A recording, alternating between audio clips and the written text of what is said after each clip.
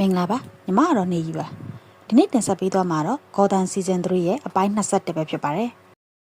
Gotham မျိုးကြီးထဲမှာ virus ဘုံဖောက်ပြီးခဲ့တဲ့နောက်မှာတော့လူတော်တော်များများ virus ကူးစက်ခံလိုက်ရတဲ့အတွက်မြို့ရဲ့နေရာအနှံ့ပြားမှာကြမ်းဖက်မှုမျိုးစုံဖြစ်ပေါ်နေတာဖြစ်ပြီးမြို့ပြကြီးတစ်ခုလိုဖြစ်ချင်နိုင်အောင်ဖြစ်နေတော့တာပါပိုးကူးစက်ခံရတဲ့သူတွေကခွန်အားကလည်းအစမတန်ကြီးလာတဲ့အတွက်သူတို့ကိုဖမ်းခေါ်တဲ့ရဲတွေပါဒုက္ခရောက်ကုန်ကြတော့တာပါဒီထဲမှာGordonလည်းကူးစက်ခံရတဲ့သူတစ်ယောက်ဖြစ်ပြီးသူ့ရဲ့နားထဲမှာတော့သူ့ကိုယ်သူလူသက်သမားဆိုတဲ့ပဲ့တင်တန်တွေပဲကြားနေခဲ့ရပါတယ်Gordonရဲ့အခြေအနေကိုရိပ်မိတဲ့ Harvey ကလည်းGordonဒီလိုမျိုးကူးစက်ခံရတာကိုရဲဌာနတစ်ခုလုံးကလည်းသိထားတဲ့အတွက် Gordonရဲ့လက်ထဲမှာတနက်ရှိနေမယ်ဆိုရင်အားလုံးကစိတ်မလုံးမချုံခံစားရမှာဖြစ်တဲ့အတွက်နှစ်ဦးနှစ်ဖက်အန်ဒီရဲ့ကင်းဖို့ရေ Gordon စီကနေတနက်ကိုတင်ထားခဲ့ပါတယ် Harvey ကတော့လီကမင်းကိုပိုးကူးစက်သွားအောင်တမင်လုပ်သွားခဲ့တာမို့လို့သူ့လုပ်ရမှားတယ်ဆိုတာကိုမင်းရအောင်တက်သိပြပေးပါလို့တောင်းဆိုလိုက်ပါတယ်တစ်ဖက်မှာလည်း Alfred ဟာထိမ့်သိမ့်ခံရတဲ့ Bruce ကိုကြည့်ရင်စိတ်မကောင်းဖြစ်နေခဲ့ပါတယ်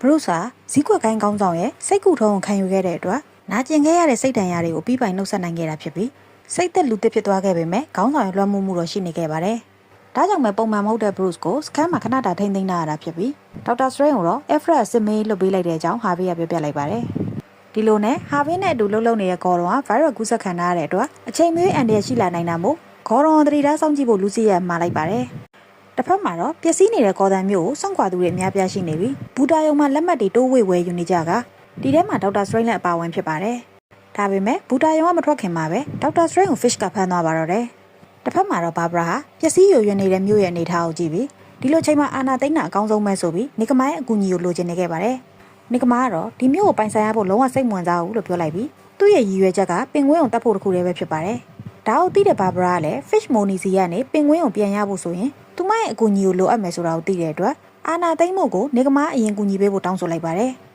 တစ်ဖက်မှာလည်း Gordon နဲ့ Harvey တို့ကဒေါက်တာ Strange ကိုဘူတာယုံမှာလာရှာခဲ့ပေမဲ့ဒေါက်တာ Strange ကတော့ Fish ရဲ့လက်ထဲပါသွားခဲ့ပြီပဲဖြစ်ပါတယ်။ဒီချိန်မှာပဲလီက Gordon ကိုဖုန်းနဲ့ဆက်သွယ်လာပြီး Gordon ရဲ့ခေါင်းထဲမှာကြားနေရတဲ့တီးတို့တန်တွေအတိုင်းလိုက်လုပ်ဖို့တွန်းအားပေးနေခဲ့ပါတယ်။ဒါကြောင့်ပဲ Gordon ရဲ့နားထဲမှာလည်းလူသက်သမားဆိုတဲ့စကားကပဲ့တင်ထက်လာခဲ့ပါတယ်။ဒီချိန်မှာပဲ Harvey ရောက်လာပြီးဒေါက်တာ Strange ကို Fish ခေါ်သွားတဲ့အကြောင်းပြောပြလိုက်က Fish ရဲ့အနောက်ကိုလိုက်ဖို့အတွက် Gordon ကိုတနက်ပြန်ပေးလိုက်ပါတယ်။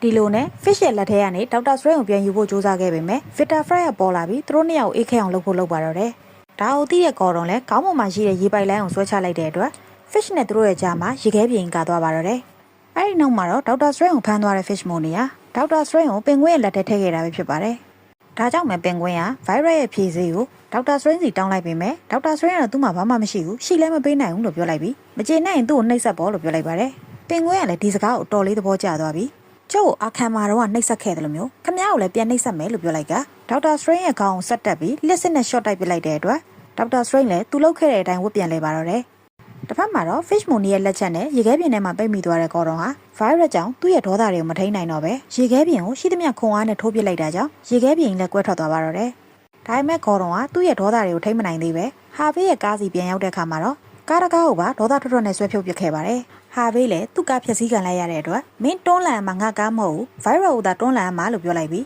Gordon ကအတော်လေးဒေါသကြီးနေတဲ့အတွက်သူပဲကားမောက်မယ်လို့ပြောလိုက်ပါတယ်။ Alfred ကတော့ Bruce ကိုအိမ်ပြန်ခေါ်သွားနိုင်မှုအတွက်Bruce ကိုနားဝင်အောင်ရှင်းပြနေခဲ့ပေမဲ့ Bruce ကတော့ဇီးကွက်ကိုင်းကောင်းဆောင်ကြောင့်သူ့မိဘတွေကိုတတ်သွားတဲ့ဇီးကွက်ကိုင်းသားတွေကိုလက်စားချေခွင့်ရခဲ့တယ်လို့ပြောလိုက်ပြီးသူ့ရဲ့နာကျင်မှုကိုဖြေဖျောက်ပေးခဲ့တဲ့ကောင်းဆောင်ကို Alfred တတ်လိုက်တဲ့အတွက် Alfred ကိုဒေါသထွက်နေခဲ့တာပါ။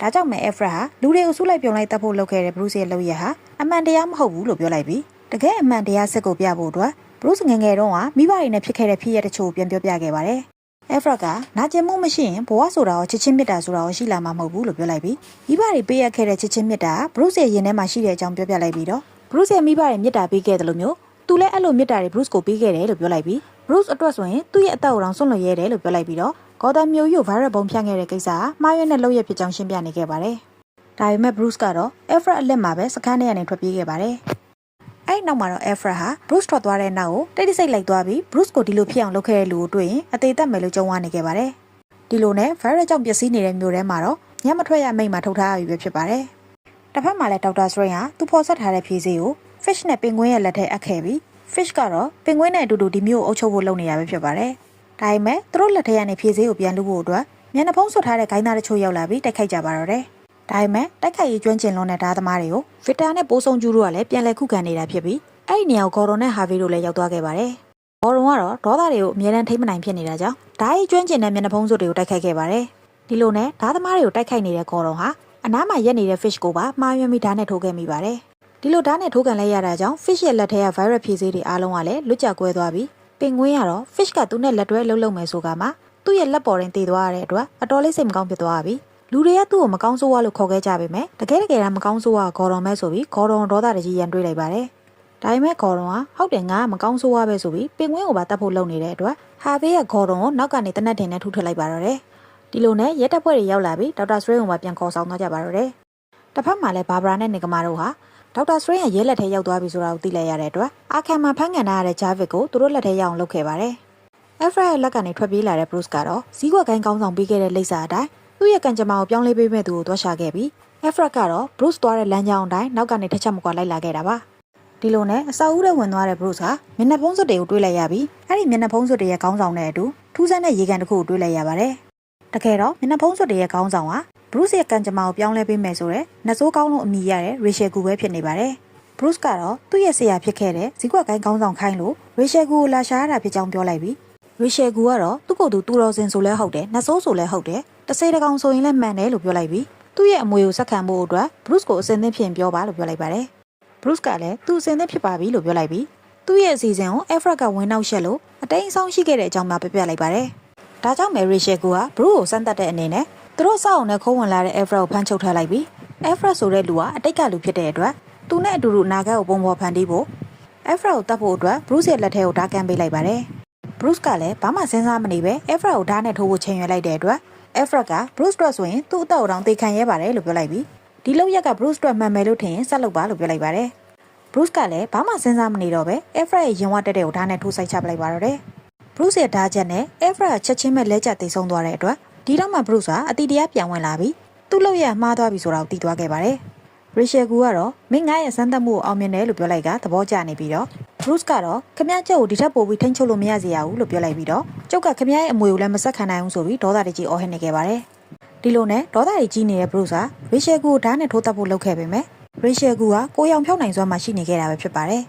ဒီလိုနဲ့ရေရှယ်ကူကဘေးမှာရှိတဲ့ရေကန်ထဲကရေနဲ့ပဲဆေးကြောတန့်စင်ပါလို့ပြောလိုက်တဲ့အတွက်ဘရုစ်လည်းအဲ့ဒီရေကန်ထဲကရေကိုခတ်ပြီးအက်ဖရက်ရဲ့ဒဏ်ရာပေါ်လောင်းချလိုက်တဲ့အခါဓာတ်ဒဏ်ရာချက်ချင်းပဲပြန်ကောင်းသွားပြီးအက်ဖရက်ကလည်းချက်ချင်းဆိုသလိုအသက်ပြန်ရှင်လာခဲ့ပါတယ်